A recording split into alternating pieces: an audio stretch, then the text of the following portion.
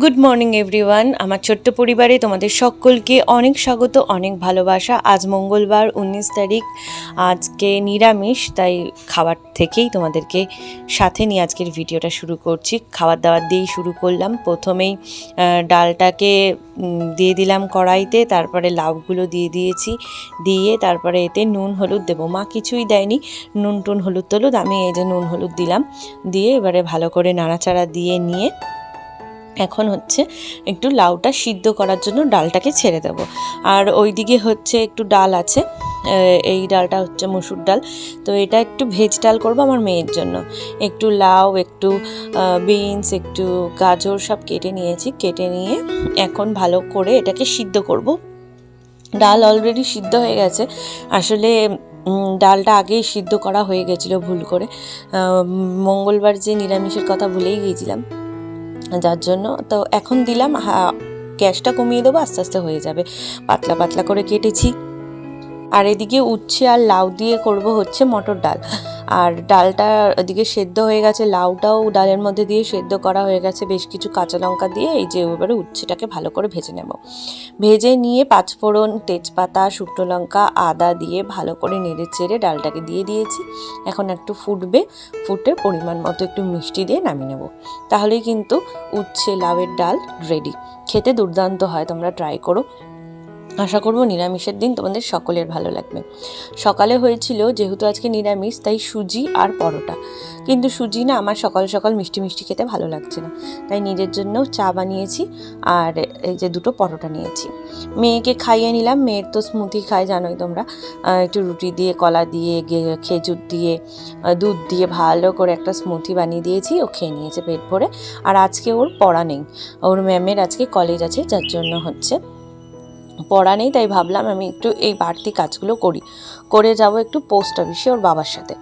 আমার ফর্মটা অনেক দিন জমা দিয়েছিলাম, কিন্তু বইটা না দেয়নি, তো বইটা আনতে যাব। আজ এই কাজ, কাল ওই কাজ করে আর হয়ে ওঠে না, তাই ওর বাবার সাথে যাব। ওর বাবা তো স্নানে গেছে, কিছুক্ষণ সময় আছে, আর আজকে রান্নার তাড়াও নেই, তাই ভাবছি এই ঘরের টুকটাক কাজগুলো করে নিই। ঘরের টুকটাক কাজ বলতে অনেক কাজ আছে, আর আমার টেবিলটার অবস্থা একেবারেই খারাপ। দেখা যাক বাড়ি এসে পোস্ট অফিস থেকে কতটা সময় পাই, কারণ যেহেতু এটা একদম মেন পোস্ট অফিসে, আমাদেরটা হালি শহরে মেন কাজ হয়। যত শাখা আছে সমস্ত শাখার কাজ কিন্তু এই পোস্ট অফিসে হয়, তাই ভিড়টা অনেকটা হয়, যার জন্য দেখা যাক। তো তোমাদের বললাম না, করতে পারবো কি ব্লগিং জানি না, তো ভিডিও তো আর করতে পারিনি। বিকেলবেলায় শ্রেয়া পড়তে এসেছে আর মামাম খেলছে। তো চলো, জামা কাপড় কিছু আছে, কাঁথা কাপড় আগের দিন তো কেচেছি, তোমরা দেখেছো, সেসব ভাঁজভুজ আছে। তার সাথে সাথে তোমাদের সাথে একটা কথা শেয়ার করি। কথাটা হচ্ছে যে পোস্ট অফিসে তো ঘরটর পরিষ্কার করে গেছি, গিয়ে তারপরে তো গেছি আমার এই যন্তর মেয়েকে নিয়ে। ওরে বাবারে, প্রথমে তো ক্যাশ বার করেছি দেবো বলে জমা দিতে, সেই টাকা নিয়ে টানাটানি। তারপরে এই দিক দৌড়াচ্ছে, একবার এই মাথা দৌড়াচ্ছে, এর চেয়ার ধরে টানছে, তার চেয়ার ধরে টানছে। কি করব, শেষমেশ ওখানকার লোক বলল কি, তুমি আগে নিয়ে করে যাও, তোমার মেয়ে তো একদম থাকার নামই করছে না, ভীষণ দুষ্টামি করছে। অ্যাকচুয়ালি কি বলো তো, হয়তো দুষ্টামিটা করেছিল বলে একটু তাড়াতাড়ি হয়ে গেছিলো, কিন্তু কোথাও গিয়ে এতটা দুষ্টামি করাটাও কিন্তু একদমই ভালো দেখায় না, মাঝে মাঝে খুব রাগও হয়ে যায়। যাই হোক, তো ওর জন্যই তাড়াতাড়ি হয়ে গেছিলো। বাড়ি চলে এসে ওকে খাইয়ে দাইয়ে স্নান করিয়ে পুজো দিয়ে তারপরে রান্নাঘর পরিষ্কার করে আর ইচ্ছা করলো না যে ফোনটা ধরে আমি কিছু ভিডিও করি। আর এখন তো সন্ধ্যাবেলা হয়ে গেছে, শ্রেয়া পড়ে বাড়িও চলে গেছে, এখন সন্ধ্যা দেওয়ার সময়। অর্ধেক ভাজ করেছি আর কি। আর এখন গোপালকে একটু প্রসাদ দিয়ে আরতি করে তুলসী তলায় প্রদীপ দেব, সন্ধ্যাটা দেব, দিয়ে তারপরে যাব আমার অন্যান্য কাজ। আর মেয়েকে একটু পড়তে বসাবো।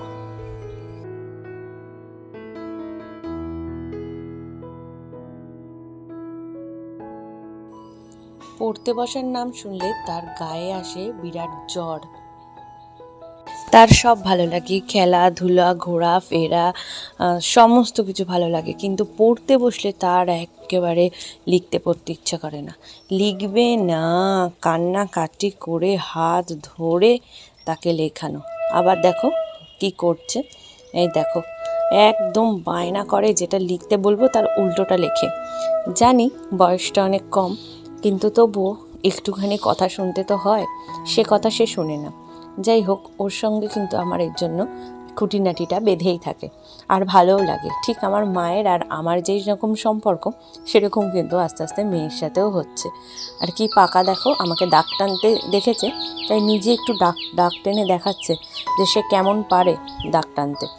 যাই হোক, এবারে দেখো খালি লিখেছে আই আর আই, এইচ কিছুতেই লিখবে না, জি এর পরে ডাইরেক্ট আই। তো অনেক কষ্ট করে তাকে পড়িয়ে এই যে খেলতে নিয়েছি। সে এখন কাগজ মুখে দিচ্ছে, তাকে বকাবকি করেও সে কথা শোনে না। ওই দেখো কাগজ খেয়ে নিচ্ছে, এমন দুষ্টু হয়েছে।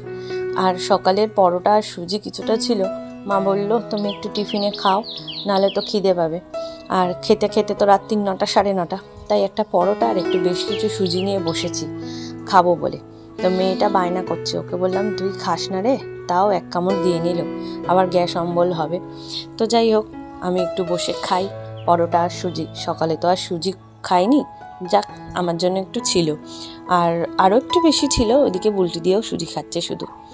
তো বসে বসে একটু খাই, আর মেয়ে ওদিকে খেলা করছে, আর আমি একটু ফোন দেখছি।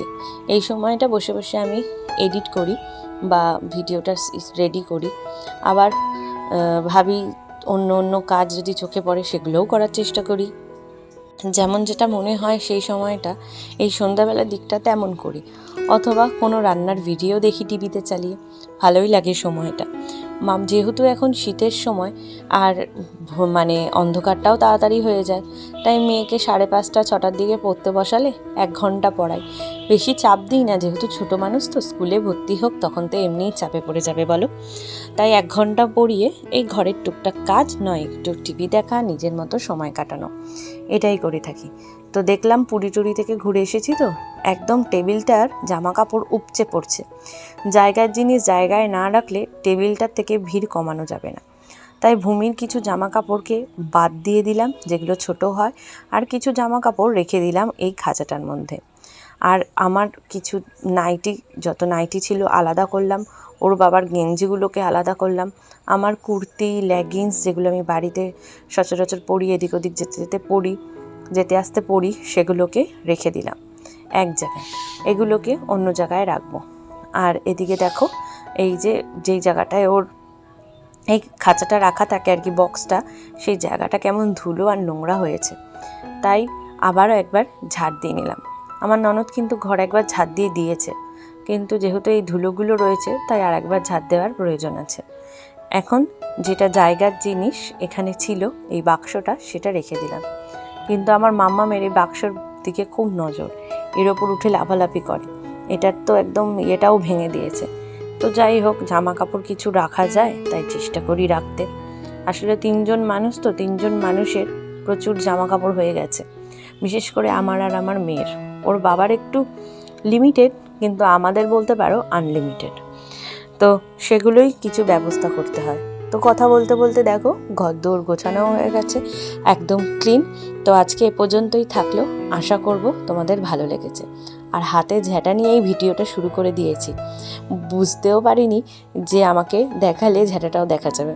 তো যাই হোক, তোমরা ভালো থেকো, সুস্থ থেকো, অন্য একটা ভিডিওতে আবার দেখা হবে, বাই।